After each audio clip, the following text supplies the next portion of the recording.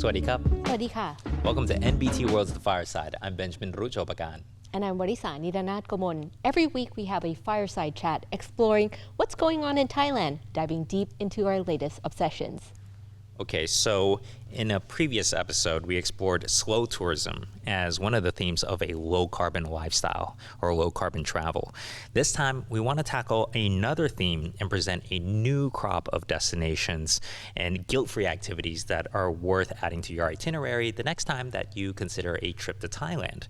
So before we get into our next theme, we're going to do a quick refresher. A low-carbon lifestyle is something that represents small, intentional changes that can have a huge impact over time, especially as the sustainable tourism movement continues to snowball and gain momentum and more people participate in this movement. Right, and these low-carbon lifestyles are built around 4 considerations. The first one is energy, which is using less, choosing efficient solutions, and embracing renewable sources where possible. The second one is transportation, so think of walking, cycling, trains, shared mobility, and cleaner ways to move. Then we have food, which is seasonal, local, farm-to-table choices that reduce waste and transport emissions. And last but not least, waste, which is reducing single-use materials, reusing what we can, and disposing responsibly. Now together, all of these 4 pillars shape a way of living and also traveling that is not only better for the planet, but often more meaningful for us as well.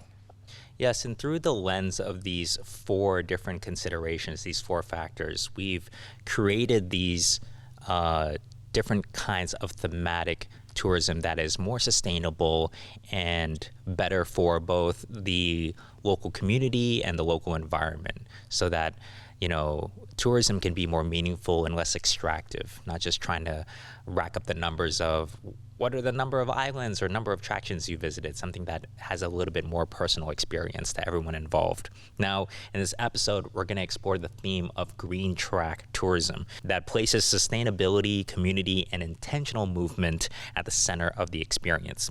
So as the Tourism Authority of Thailand puts it, green track lifestyle caters to eco-conscious travelers and those beginning to explore sustainable tourism. We offer environmentally friendly transportation options like electric vehicles, bicycles, and walking tours that reduce carbon emissions while maximizing enjoyment.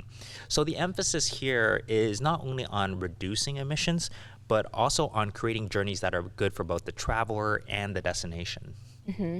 And that could mean choosing bicycles and walking tours over fuel-intensive transport. It could also mean supporting communities like homestays and local guides. Also participating in conservation activities such as bay cleanups or tree planting is also an option. As we mentioned earlier, eating locally sourced seasonal food is also great. And last but not least, preserving traditional crafts and cultural heritage through tourism income. I really like that one detail, seasonal foods, because it not only makes the food more special because it's time limited, because it's only what's available within the season, but also things that are grown out of season or are fished out of season or harvested out of season. These things usually require more resources in order to produce. Like if you grow something out of season, it usually requires more fertilizer. There's usually some aspect of the environment that you're compensating for, and that can require more energy and more resource consumption.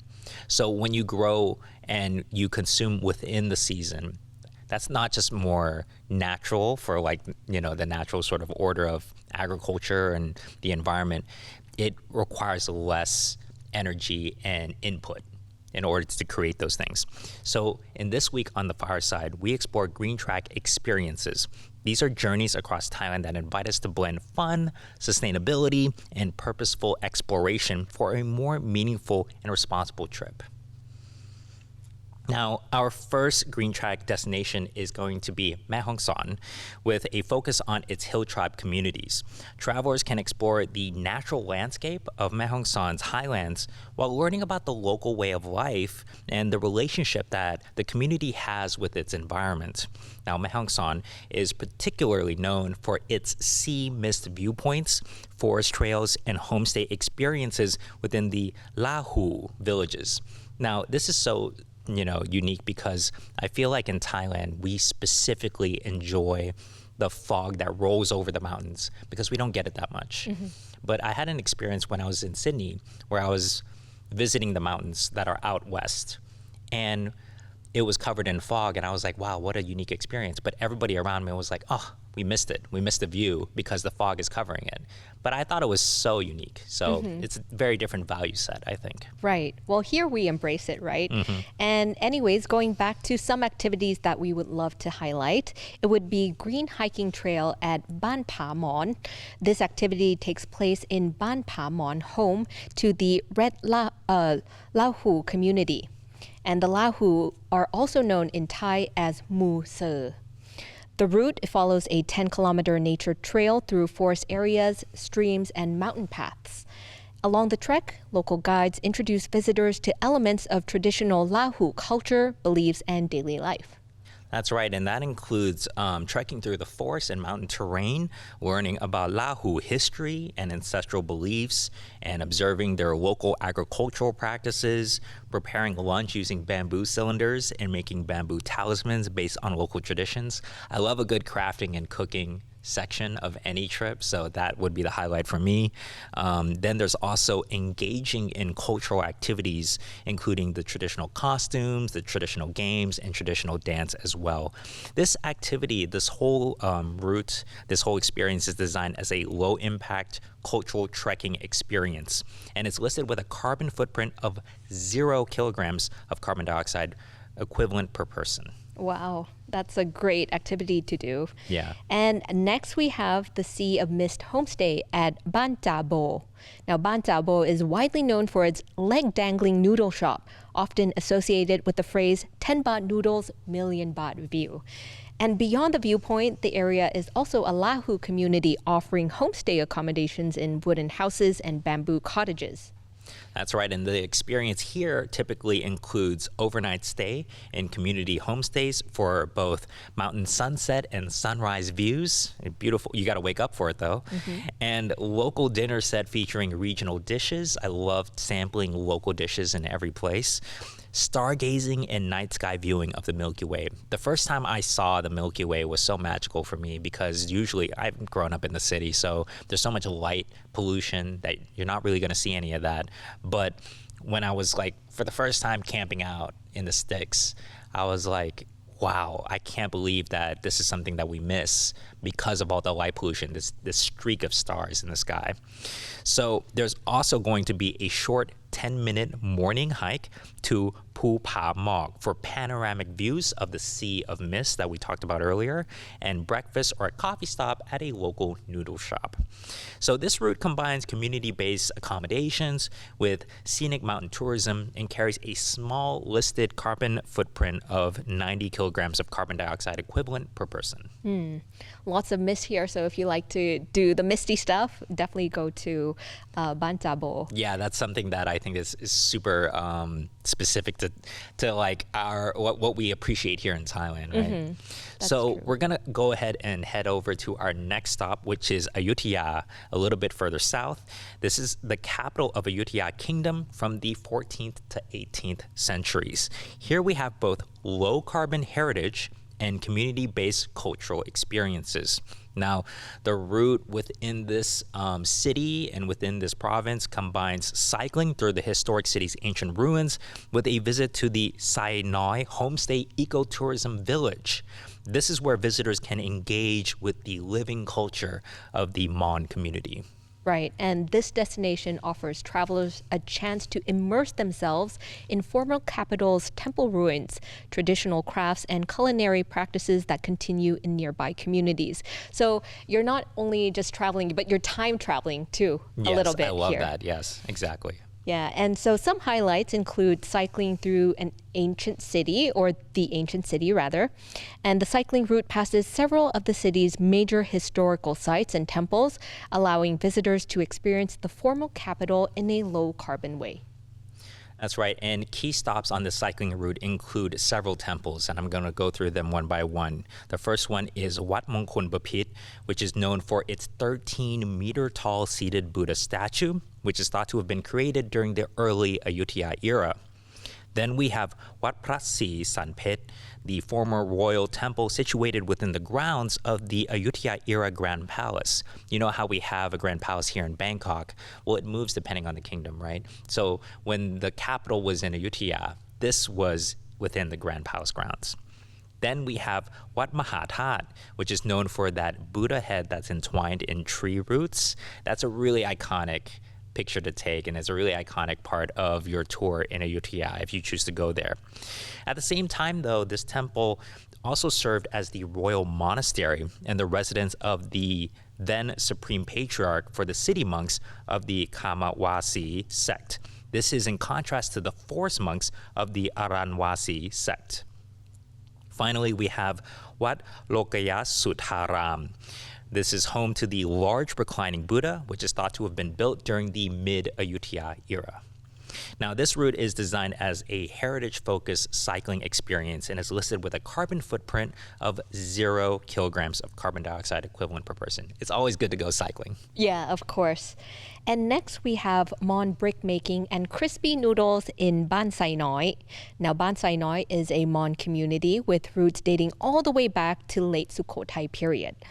And the experience is, it introduces visitors to the local way of life, again, which centers on agriculture, handicrafts, and traditional food making. Yes, in this program, this is a really interesting part of it that I don't think I can miss this part of it because there's so many activities involved.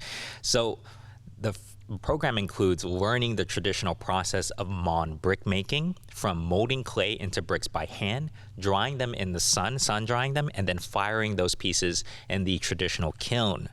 Now, here you'll engage with local community experts and hear local stories that connect the area's past and present. And you'll also make ancient crispy noodles, which is a traditional Mon recipe where visitors can learn about the ingredients and their unique preparation process as well. So I think this is a great foodie stop, and you'll recognize that there's a lot of pottery associated with the Mon community, and we have Gokret here in Bangkok as well if you want a sampling of that kind of terracotta heritage, right? So this activity is listed with a carbon footprint of 20 kilograms of carbon dioxide equivalent per person, which is not a lot at all. Mm-hmm. That's like the size of a small dog or something. Right. Let's go to the next stop, which takes us to this southern province of Chumphon, where visitors can indulge in railway travel and community tourism on the Gulf of Thailand. And the route combines a train journey to southern Thailand with coastal experiences, local fishing traditions, and nature-based activities, showing a side of Chumphon that goes beyond its role as a transit point to the south. Yeah, and I learned so much doing research for this episode about Chumphon, and my family's actually from Chumphon, that I feel like I really overlooked all the charms of this province. I think there's way more to it than what I gave it credit for originally. And for instance, you can take a train ride to Sawi district and a homestay in Ao Kram. Now, Ao Kram has coastal accommodations with access to community-based and environmentally conscious activities where visitors can relax by the sea in a beachside hammock. That's super postcard kind of experience. You can kayak in the bay and join the cleanup as well, the trash collection. And you can also return for a fresh local seafood dinner. So a very classic kind of coastal experience that's super relaxing. This activity is listed with a carbon footprint of 140 kilograms of carbon dioxide equivalent per person. But you're also, if you do beach cleanup, I'm sure that sort of balances things out a little. Yeah. The thing is, I love reading about these because even if you don't go to these destinations, you can still participate in a beach cleanup or eat local seasonal food. So this is just an idea for anybody who wants to just, be a little bit environmentally conscious. That's absolutely right. Like, you can go anywhere in Thailand with these ideas in mind and think like, oh, I wonder if they have cycling, I wonder if they have a bicycle hire, or I wonder if, when I go kayaking, do they do like a beach cleanup program or something like that? Like, you can always keep these ideas in mind for every experience. They don't have to be confined to just these places. That's such a good point that you brought up. Right. But let's come back to Chumphon. There's also paddle boating at Klong Hindam. Now, Klong Hindam, which literally means Black Stone Canal, is known for its clear stream running through black limestone cliffs formed through geological geological processes over millions of years. Now, the area extends for nearly 1 kilometer and is often referred to as Chumphon's Grand Canyon. I love that. I didn't realize we had a Grand Canyon, a black Grand Canyon. Now, available activities here, it's pretty obvious. You can walk and wade and relax through the stream. You can snap pics of the cliff viewpoints, which are really gorgeous. And you can paddle boat or go tubing during the dry season as well. I think during the monsoon, the water might be kind of dangerous. It might be kind of fast moving. So the dry season is when we recommend. So the destination is really popular from October to February, which is during the cool seasons, right? Or as cool as Thailand gets. And the unique geological features and range of activities here is what makes it a must-visit spot when you come to Chumphon. This is great for nature lovers and adventure seekers alike. This activity is listed with a carbon footprint of 0 kilograms of carbon dioxide equivalent per person. There we go. And finally, for Chumphon, there is the midnight squid fishing in Sawi. And this activity introduces visitors to ba muk, a traditional squid fishing method practiced by the local community in Sawi. The method is similar to Yokyo, the lift net fishing technique used in central Thailand, but adapted specifically for squid fishing at sea. I didn't know that fishing and squidding has different methods, I guess. Yeah. Well, actually, it's what they're saying is that they're using the same lift net technique, right? But I guess they have to do it at night because maybe the squid are more active at night. Maybe they're more nocturnal. So what I like about this is it really reminds me of the anglerfish in Finding Nemo, because you have to use lanterns to attract the squids at night. Here are all the activities that you're going to experience. You can join the local fishermen on a nighttime fishing trip. You can help set up and lower the net system, use lanterns to attract squid with light, pulling up ropes and lifting up the net. You can collect squid with landing nets, and then you can taste the squid you caught on board or as part of local dishes as well. So this has a carbon footprint of 20 kilograms of carbon dioxide equivalent per person. But I mean, this is a can't miss experience in my opinion. I'd love to go fishing. This is so unique. And also you can taste freshly caught squid, like a sashimi kind of situation. Yeah, That's probably, interesting. Now let's move over to the eastern region now with our next stop, Cha Cheong Sao, which is very, very close to Bangkok. Now, the green track route here focuses on short-distance, eco-friendly travel, creative workshops, and farm-to-table experiences. Located along the Bang Pakong River, Cha Cheong Sao has long been known for its agricultural heritage and abundance of natural resources. That's right. The experience here in Cha Cheong Sao, because it's so close to Bangkok, it's very accessible, and this is where visitors can enjoy a slower pace of life through food and craft and community spaces. Here, one of the activities you can do is make clay art at Kum Wimandin. Now, Kum Wimandin is an open-air creative space that's designed around using natural materials and earthen architecture. Now, visitors can explore an environment that features earthen houses and structures made from local materials, garden pavilions and open-air seating, and landscaped natural surroundings. So a really gorgeous place. Right, of course. And the main activity is a hands-on clay sculpting workshop where visitors use natural clay to create handmade pieces. And this includes free-form clay sculpting, making decorative art pieces, shaping functional pottery and small souvenirs, creating handmade keepsakes inspired by the surrounding landscape. And the activity is designed as a low-impact creative experience in a natural setting and is listed with a carbon footprint of 0 kilograms of carbon dioxide equivalent per person.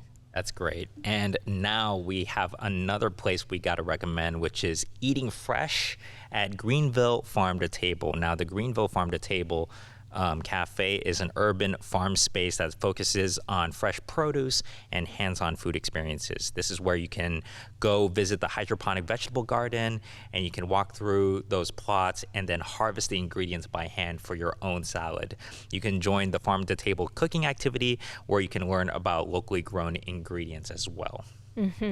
And guests can use the harvested ingredients to prepare simple dishes such as fresh salad rolls, fruit and vegetable smoothies, and homemade vegetable waffles. Oh, my favorite foods. That sounds great. Yeah, I love a good waffle, right? Yeah, and the emphasis is on understanding the journey from cultivation to preparation, highlighting local produce, reduce transport distance, and sustainable food practices. The carbon footprint for this activity is listed as only 140 kilograms of carbon dioxide equivalent per person. Okay, so our final recommendation as part of our Green Track travel episode is Nakhon Ratchasima, which includes nature-based wellness and community experiences near Khao Yai. And Khao Yai is super popular, so you know it's good. Now, the route centers on the Ban Tha Maprang Klong Pain community in Bak Chong district. Now, the destination emphasizes restorative nature experiences that restore your soul, including freshwater springs, shaded cycling routes, and hands-on activity that's tied to local natural resources. So, what are some of the activities here? Right, so things that you can try is soaking in the clear springs of Ban Tha Chang. The Ban Tha Chang Springs is also known as the Bak Chong Springs. It's the same one. Now, this year-round fresh water spring is fed by underground water sources that flow through calcium carbonate-rich rock formations. This natural process gives the water its clear emerald green appearance. And here, visitors can relax, cool off, and enjoy the natural spring surrounded by verdant forests. The area is a pure nature-based wellness stop focused on relaxation and stress relief in a low-impact setting.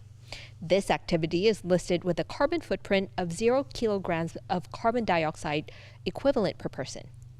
It sounds super relaxing to me, and I'd love to kick my feet up in a nice natural spring. But there's also cycling through Khao Yai and the Ban Mu Si community. Now, the route follows community lanes and streamside paths that run along the edge of the national park, passing between large trees and small riverside bridges. The experience includes viewing the elephant-shaped mountain landmark, I gotta see that, testing locally grown fruit from community gardens, participating in tree planting activities, and relaxing on the wooden platforms by the streams, joining a workshop to make kaffir lime sachets using natural materials. Another great workshop that I'd love to join. So the workshop component really lends a local hands-on element that allows visitors to take home a nature-based souvenir. The activity is listed with a carbon footprint of 0 kilograms of carbon dioxide equivalent per person, my favorite part. Yes. And so each Green Track destination approaches low carbon travel differently, highlighting a different side of sustainable tourism. Mae Hong Son has trekking and community-based travel, emphasizing mountains, forests, sea mist viewpoints, and Lahu cultural experiences. Now, Ayutthaya centers on historical exploration through cycling, paired with Mon cultural workshops in Sai Noi. That's right. And then we also have Chumphon, which highlights travel by rail. I love that aspect of it. I've actually never been on a railway, like an interprovincial one. Of course, I've been on the metro in Bangkok, but that sounds so romantic, honestly. Then there's also seaside homestays and local fishing traditions, like the night squid fishing. And then we have Cha Cheong Sao, which is way close to Bangkok, super accessible, and that focuses on hands-on workshops and sustainable farm-to-table experiences. And lastly, there's Khao Yai, or Nakhon Ratchasima, also Korat, emphasizing rejuvenation. That's you, rejuvenating yourself through nature, combining freshwater springs with cycling, tree planting, and community workshops. It just sounds like a real fun, getaway, in my opinion. So if you had to choose, being a foodie yourself, which of these destinations do you think is most appealing to you? I mean, I guess I'm trying to lose weight, so maybe the Cha Cheong Sao one because of the farm to table experience. I really want that vegetable waffle sounds amazing. Right. That sounds great to me. But also squid fishing. I think that sounds. It's a little bit further, but I think it's worth the investment. I think it's worth the travel. Right. What about you? I was going to say the green waffles, but then you said it first. So now I feel like the crispy noodle one, though, does sound really interesting to me. I like the texture of anything deep fried is always great for me. If you want us to do like a gastronomy tourism kind of episode, you got to let us know in the comment section. That'd be a great episode to explore. And now we turn it to our audience. Which green track experience would you add on to your trip? Let us know on MB2 World's online channels. You can find us on YouTube, Instagram, Facebook, and Spotify. Thank you so much for listening, and we'll see you in the next episode. สวัสดีครับ สวัสดีค่ะ